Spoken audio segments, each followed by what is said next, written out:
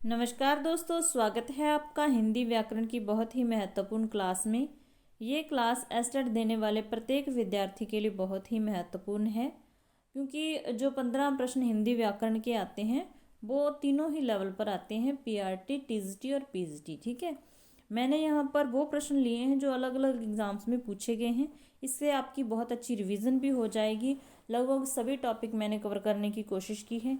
इसके अलावा जिस बच्चे ने बिल्कुल भी हिंदी व्याकरण नहीं पढ़ी उसको भी बहुत फ़ायदा होगा, आप क्लास को पूरा देखना। तो शुरू कर लेते हैं हम आज की क्लास। इसमें सबसे पहला प्रश्न है कि किस विकल्प के सभी वर्ण स्पर्श व्यंजन नहीं हैं। तो आपको पता है कि स्पर्श व्यंजन 25 होते हैं, 5 वर्गों में बंटे होते हैं, कै वर्ग, चै वर्ग, टै वर्ग, तै वर्ग और पै वर्ग। तो इसमें ऐसा कौन सा विकल्प है जिसमें 25 में से नहीं है? तो जो तीसरा हमारा ऑप्शन है उसमें यह है, जो कि एक अंतस्थ व्यंजन है। तो इसका मतलब हमारे प्रश्न का आंसर क्या हो गया? ऑप्शन नंबर 3 हो गया। अगला प्रश्न है, निम्न में से कौन सा वर्ण अघोष व्यंजन है? तो व्यंजन पूछा है, तो इसके लिए आपको पता होना चाहिए कि अघोष व्यंजन कौन कौन से होते हैं। अगर आपसे कोई संख्या पूछे तो अघोष व्यंजन 13 होते हैं, जो कि प्रत्येक वर्ग के पहले 2 व्यंजन, जैसे कै हो गया, ख हो गया, ठीक है, कै हो गया, ख हो गया, चै हो गया, शय हो गया, इस प्रकार से 2-2 करके ये टोटल 10 हो गए। इसके अलावा जो ऊष्म व्यंजन होते हैं, शय, शय, स, 3 ये हो गए, इसमें है नहीं होता, तो टोटल ये 13 होते हैं अघोष व्यंजन। ये याद रखना है। तो इनमें से फिर कौन सा हो गया? जो टै है वो पहला हो गया ना, पहले 2 जो व्यंजन होते हैं वो अघोष होते हैं। तो हमारे प्रश्न का आंसर हो गया ऑप्शन नंबर 4। नेक्स्ट है, निम्न में से योग रूढ़ शब्द कौन सा है? योग रूढ़ शब्द, रचना के आधार पर शब्द कितने प्रकार के होते हैं? 3 प्रकार के होते हैं, रूढ़, यौगिक और योग रूढ़। रूढ़ शब्द वो होते हैं जो परंपरा से किसी विशेष अर्थ के लिए रूढ़ हो चुके होते हैं। अगर हम उसके खंड करें तो उनका कोई अर्थ नहीं होता, सार्थक टुकड़े नहीं होते। जैसे हम घर को लिख देते हैं, अगर हम इसको तोड़ देंगे तो इनका घ और र का अलग अलग कोई मीनिंग नहीं है, तो वो रूढ़ हो गए। यौगिक हो गए जो 2 शब्दों के मेल से बनते हैं। इनमें यौगिक कौन सा शब्द है? जो चाय वाला है ये भी यौगिक है, हर रोज भी यौगिक है, जो पेड़ है ये एक रूढ़ शब्द है, और घन श्याम योग रूढ़ पूछा है। योग रूढ़ शब्द वे होते हैं, वे जोग भी होते हैं और रूढ़ भी होते हैं, 2 शब्दों के मेल से बनते हैं, जोग यौगिक हो गए। ठीक है, यौगिक भी होते हैं और रूढ़ भी होते हैं। रूढ़ किसी विशेष अर्थ के लिए रूढ़ हो चुके होते हैं तो वो योग रूढ़ शब्द होते हैं। तो यहाँ पर जो घनश्याम है, आपको पता है कि घनश्याम कृष्ण जी को कहा जाता है, तो घनश्याम कृष्ण जी के लिए रूढ़ हो चुका शब्द है, इसीलिए यहाँ पर जो योग रूढ़ शब्द है वो घनश्याम होगा। हमारा आंसर हो जाएगा ऑप्शन नंबर 4। अगला प्रश्न है, क्रिया से बनने वाली भाववाचक संज्ञा। अगर भाववाचक संज्ञा की बात करें तो 5 प्रकार से भाववाचक संज्ञा का निर्माण होता है। संज्ञा से होता है, संज्ञा में जातिवाचक संज्ञा से भी होता है, व्यक्तिवाचक संज्ञा से भी होता है, फिर सर्वनाम से होता है, विशेषण से होता है, क्रिया से होता है, अव्यय से होता है। तो यहाँ पर पूछा गया है कि क्रिया से बनने वाली भाववाचक संज्ञा। तो थकना क्या होता है? थकना क्रिया होती है, तो थकना से क्या हो गया? थकावट। तो हमारा आंसर हो जाएगा ऑप्शन नंबर 1। बुराई क्या है? बुराई क्या है? भाववाचक संज्ञा है। आलस्य, बुढ़ापा, इसी प्रकार से आपने देखते हुए चलना है। तो यहाँ पर हमारा ऑप्शन नंबर 1 सही हो जाएगा। ठीक है, नेक्स्ट है, प्रिया विशेषण के साथ प्रयुक्त होने वाली संज्ञा नहीं है। प्रिया क्या है? विशेषण है, प्रिय विशेषण है, इसके साथ कौन सी संज्ञा प्रयोग नहीं होती? ये प्रश्न पूछा जा चुका है, पता नहीं, मुझे याद नहीं कौन से एग्जाम में। प्रिय विषय हो सकता है हमारा कोई, प्रिय कवि हो सकता है, प्रिय मित्र हो सकता है, लेकिन प्रिय बैरी कभी नहीं होगा। जो बैरी होगा वो प्रिय कैसे हो सकता है? तो यहाँ पर हमारा आंसर हो जाएगा ऑप्शन नंबर 4। ठीक है, अगला प्रश्न है, उत्साह शब्द क्या है? उत्साह शब्द क्या है? उत्साह एक भाव है, उत्साह एक भाव है, भाववाचक संज्ञा है। हमारा आंसर हो जाएगा ऑप्शन नंबर 1। नेक्स्ट है, वे सर्वनाम क्या है? वे कौन सा सर्वनाम है? उत्तम पुरुष है, मध्यम पुरुष है या अन्य पुरुष है? मैं, तुम, वे, मैं, तुम, वे। मैं कौन हो गया? उत्तम पुरुष। तुम कौन हो गया? मध्यम पुरुष। और वे कौन हो गया? अन्य पुरुष। तो यहाँ पर हमारा आंसर हो जाएगा अन्य पुरुष। जो बात करता है उत्तम पुरुष, जिसके साथ बात कर रहा होता है मध्यम पुरुष, और जिसके बारे में बात की जाती है वो होता है अन्य पुरुष। ठीक है, तो यहाँ ऑप्शन नंबर 1 हमारा उत्तर हो जाएगा। अगला प्रश्न है, निम्न में से किस वाक्य में संबंधवाचक सर्वनाम का प्रयोग नहीं हुआ। यहाँ से प्रश्न आता है, आने की संभावना है। आप जो करो सो थोड़ा है। तो यहाँ पर जो आ गया, सो आ गया, मतलब कि सीधी सीधी बात आपने एक ध्यान रखनी है कि जहाँ एक ही काम की बात हो रही है, एक ही क्रिया की, जो करने की बात, जो किसी काम के लिए प्रयोग हुआ शब्द है ना, तो वही सो भी उसी के लिए प्रयोग हो रखा है कि आप जो करो सो थोड़ा है। जितना गुड़ डालोगे उतना ही मीठा होगा, जितना गुड़ डाला है उतना ही तो मीठा होगा ना। एक ही चीज़ के लिए बात हो रही है। तुम अपनी पुस्तक पढ़ो, जैसी करनी वैसे, जैसा करोगे वैसा ही तो भरोगे। तो यहाँ पर जो संबंधवाचक सर्वनाम का प्रयोग नहीं हुआ वो ऑप्शन नंबर 3 में नहीं हुआ। तुम अपनी पुस्तक पढ़ो, पुस्तक अलग बात है और तुम अलग बात है। तो यहाँ पर आंसर हो जाएगा ऑप्शन नंबर 3। बच्चा अपने आप साइकिल चला रहा है, वाक्य में कौन सा सर्वनाम है। सर्वनाम से जब भी प्रश्न पूछा जाता है, निजवाचक सर्वनाम से ज़्यादा प्रश्न पूछा जाता है। तो अपने आप ही तो काम कर रहा है, तो क्या कर इसमें आ गया, निजवाचक सर्वनाम आ गया। जहाँ से भी खुद से काम करने की बात आ जाए वहाँ निजवाचक सर्वनाम होता है। चाहे वो आपके खुद के लिए हो रहा है या किसी की बात हो रही है कि वो अपना काम खुद कर लेता है, बच्चा अपना होमवर्क खुद कर रहा है, इस प्रकार से जब प्रश्न आ जाए तो वहाँ पर निजवाचक सर्वनाम हो जाएगा। इनमें से विशेषण उपवाक्य, उपवाक्य आपको पता है कि जो हमारे रचना के आधार पर 3 प्रकार के वाक्य होते हैं। ठीक है, सरल वाक्य, संयुक्त वाक्य और मिश्र वाक्य। जो मिश्र वाक्य होता है उसमें संज्ञा उपवाक्य होता है, संज्ञा आश्रित उपवाक्य, विशेषण आश्रित उपवाक्य, इस प्रकार से जो वाक्य होते हैं।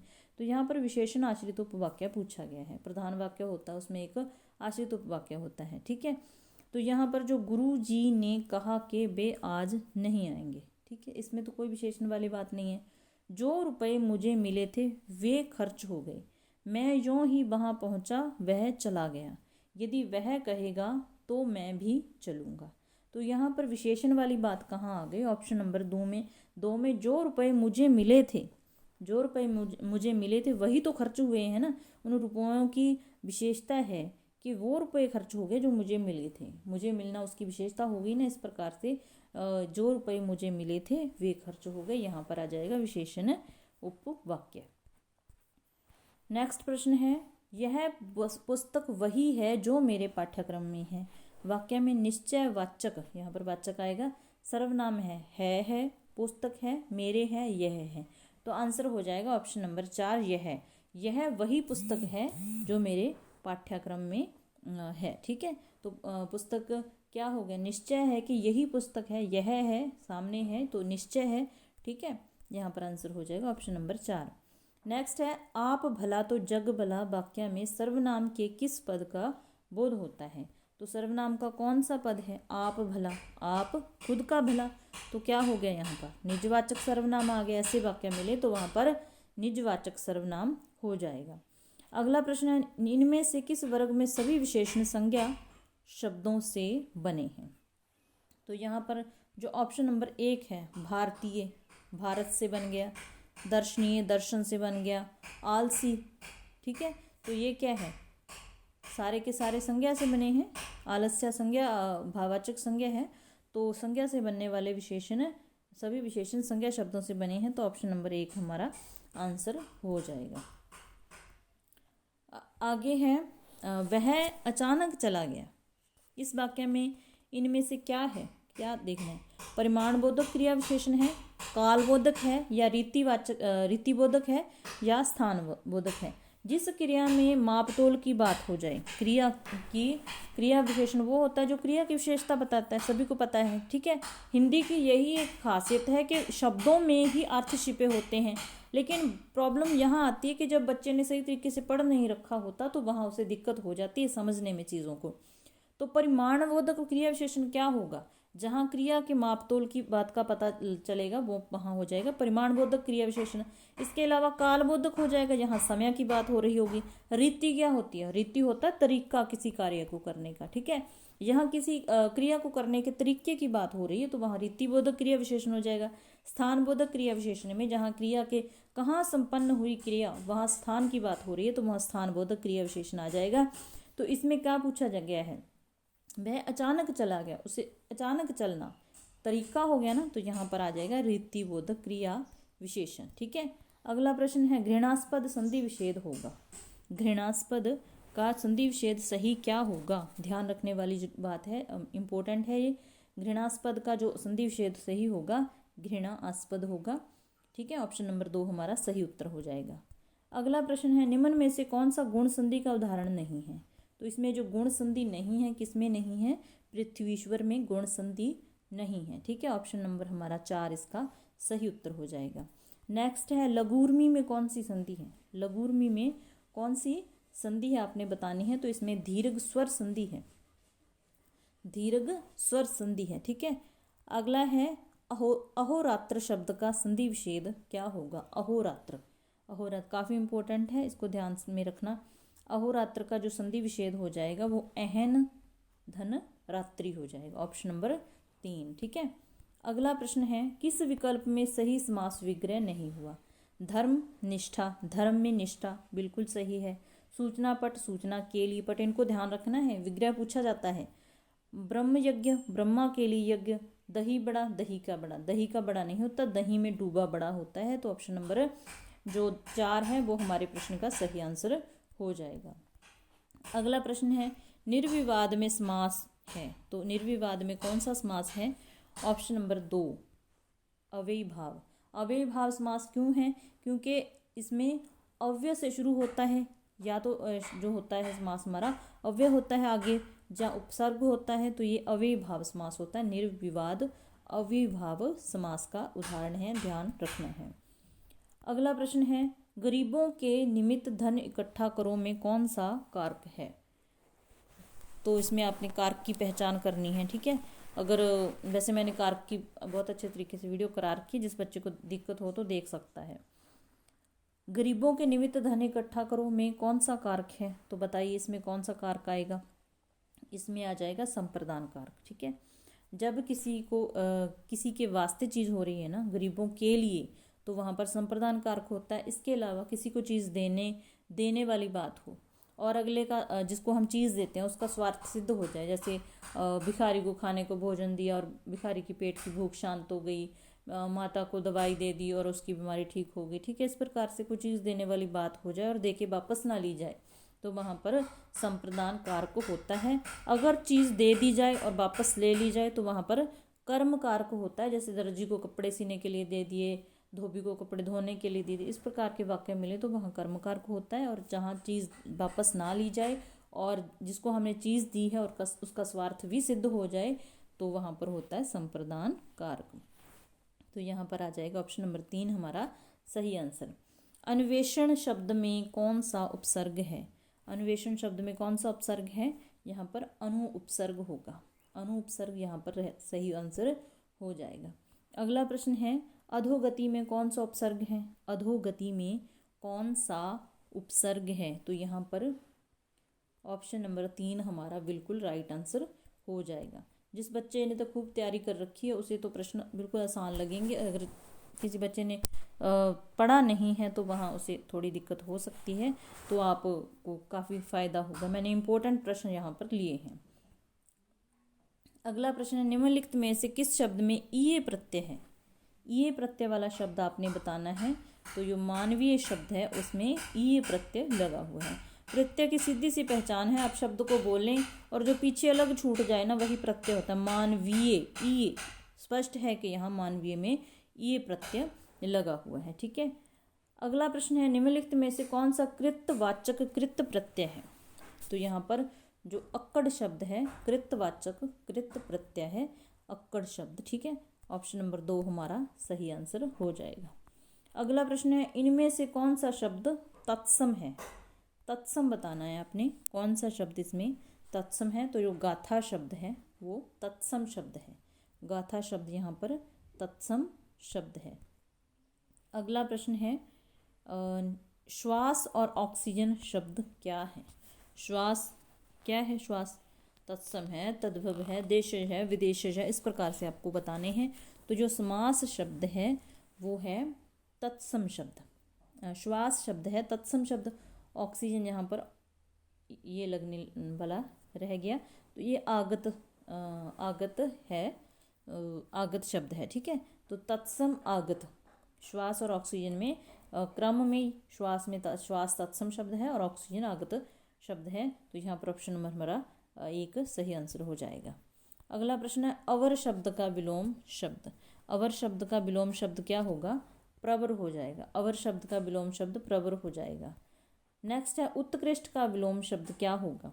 उत्कृष्ट का विलोम शब्द निकृष्ट हो जाएगा, ठीक है। नेक्स्ट प्रश्न है वाण का पर्यायवाची नहीं है। तो वाण का जो पर्यायवाची नहीं है, शिलीमुख है, विशिख है, आशुग है, सारंग इसका पर्यायवाची नहीं होता। तो ऑप्शन नंबर 4 हमारा सही आंसर हो जाएगा। धूसर किसका पर्यायवाची है।